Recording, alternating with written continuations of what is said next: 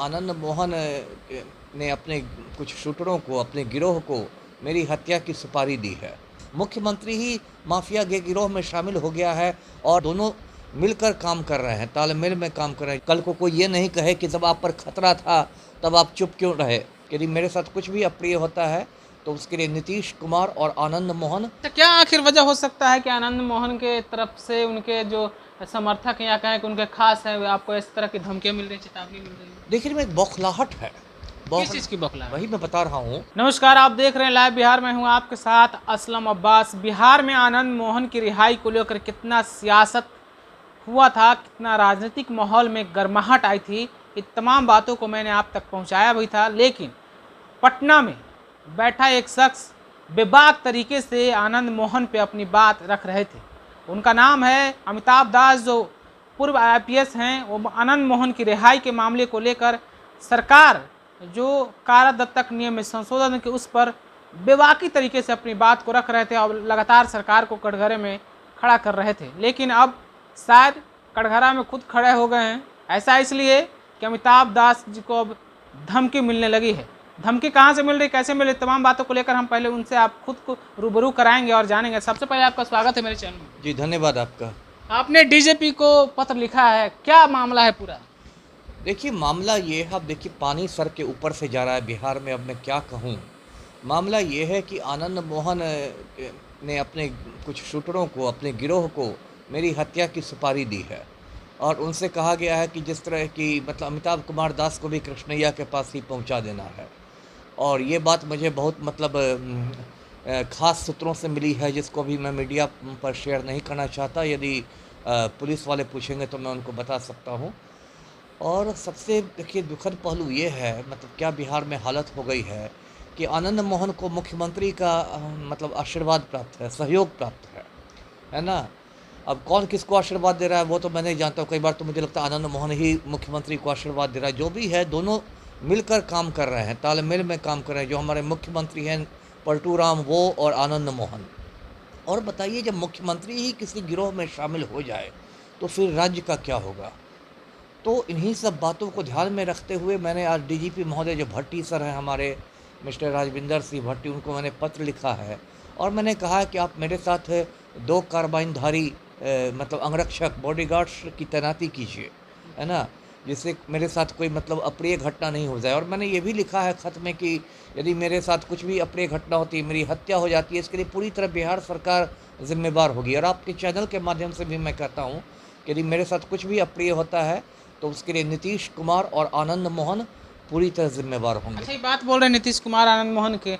जब नीतीश कुमार का हाथ आनंद मोहन के ऊपर है, आशीर्वाद प्राप्त है, तो फिर RS भट्टी जी को पत्र किस उम्मीद से लिख रहे हैं? पुलिस तो पहले ही पुलिस पे आप सवाल उठाते रहे हैं। नहीं, आपका सवाल सही है। देखिए उम्मीद तो ये है कि एक तो मैं अपनी ड्यूटी कर रहा हूँ, कल को कोई ये नहीं कहे कि जब आप पर खतरा था तब आप चुप क्यों रहे, है ना। मान लीजिए कुछ हो जाता है, मेरे साथ कुछ हमला होता है, कुछ भी होता है, तो फिर जब बात शुरू हो तब मुझसे पुलिस मुख्यालय। तो आप सिर्फ सूचना दे रहे हैं, आपको उम्मीद भी है कि पुलिस आपकी सुरक्षा कर पाएगी? उम्मीद तो मुझे खास नहीं है, लेकिन मैं सूचना दे रहा हूँ, इसलिए दे रहा हूँ कि बिहार वासियों को भी मालूम होना चाहिए।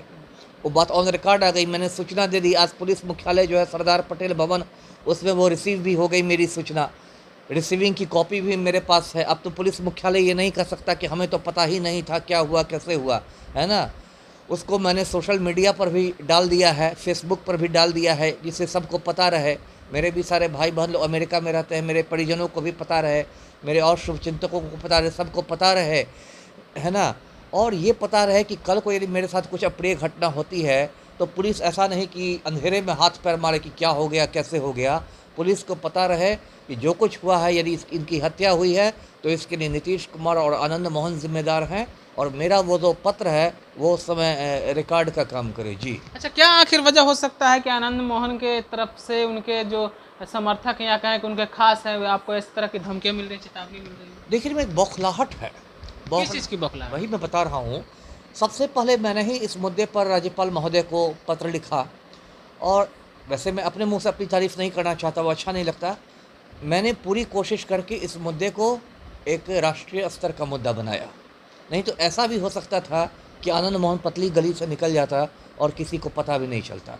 उसके बाद मैंने पटना हाई कोर्ट में PIL डाला है, पब्लिक इंटरेस्ट लिटिगेशन जिसको कहते हैं, जनहित याचिका, और उस पर भी मैंने बहुत मतलब आप देखेंगे उसका ड्राफ्ट तो वो बहुत कड़ा PIL है, जिसमें मैंने सरकार ने जो कानून में संशोधन किया है उसकी एक एक मतलब मैंने उसकी धज्जियाँ उड़ा दी है। कानून के एक एक बिंदु पर मैंने उसका मतलब पोस्टमार्टम कर दिया है उस संशोधन का। इसीलिए आप ही को टारगेट किया जाए। इसलिए मुझे टारगेट किया था। मुझे पहले भी कई लोगों ने कहा था कि देखिए आप नहीं कि आनंद मोहन खूनी आदमी है, खूंखार आदमी है, आप उससे पंगा नहीं लीजिए। लेकिन देखिए काहे के लिए आप पंगा ले लिए? नहीं, मेरे DNA में बहादुरी है, मेरे DNA में ईमानदारी है। आदमी अपने स्वभाव से भी लाचार होता है। अगर मैं पंगा नहीं लेता तो मैं अपनी नज़र में गिर जाता। मुझे ऐसा लगता कि मैंने कुछ बुज़दिली कर दी, कुछ कायरता कर दी, तो फिर मैं अपनी नज़र में गिर जाता। अभी तो ये स्थिति कि कल को मैं शहीद भी हो गया तो जैसे आज कृष्णैया साहब को लोग याद करते इज़्ज़त से, मुझे भी लोग इज़्ज़त से याद करेंगे।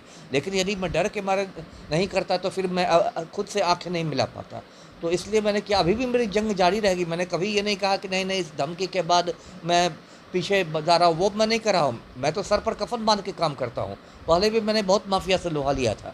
लेकिन ये बात बिहार के लोगों को और बिहार के बाहर के लोगों को ही मालूम होना चाहिए कि बिहार में किस कदर हालात हो गए, किस तरह सर के ऊपर से पानी जा रहा है। मुख्यमंत्री ही माफिया के गिरोह में शामिल हो गया है। और ये भी मैं कह रहा हूँ कि मैं पहला अधिकारी नहीं होऊंगा अभी धमकी लेने वाला।